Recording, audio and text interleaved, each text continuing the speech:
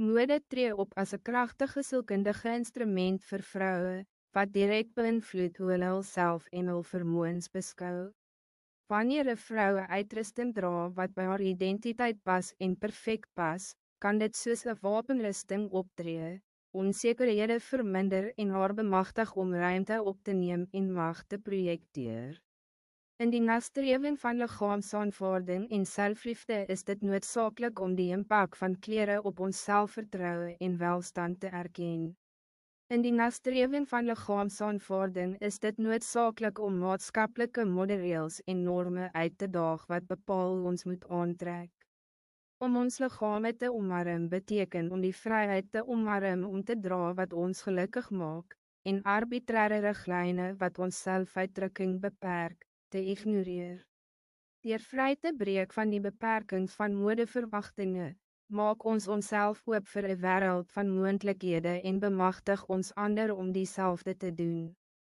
In hierdie video vier ons die transformerende kracht van kleren en onderzoek ons hoe dit 'n belangrike rol kan spelen in die bevordering van liggaamsaanvaarding. Deur mode as 'n vorm van selfuitdrukking te omarm en kleren te vind wat ons goed laat voel, kan ons 'n positieve verhouding met ons liggame kweek. Om oor selfuitdrukking deur styl te praat, dien kleren as 'n krachtige instrument vir selfuitdrukking, wat ons toelaat om ons persoonlijkheid, waardes en creativiteit te vertoon.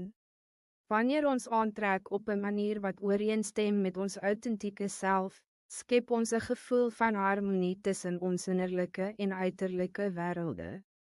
Deur diverse stijlen, kleren en patronen te omhels, bemagtig ons onszelf om ons unieke liggame te vier en ons individualiteit met zelfvertrouwen uit te druk.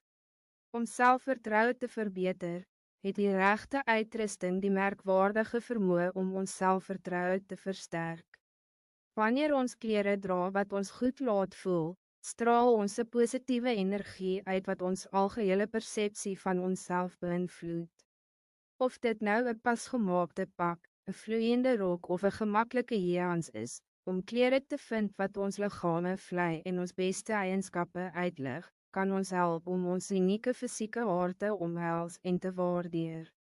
Liggaamsaanvaarding gaan daaroor om ons liggame te omhels en lief te hê, ongeag maatskaplike norme of verwachtingen. Mode kan 'n kragtige bondgenoot in hierdie reis wees, aangezien dit ons toelaat om kleren te vind wat bij ons individuele liggaamsoorte pas en dit vlei.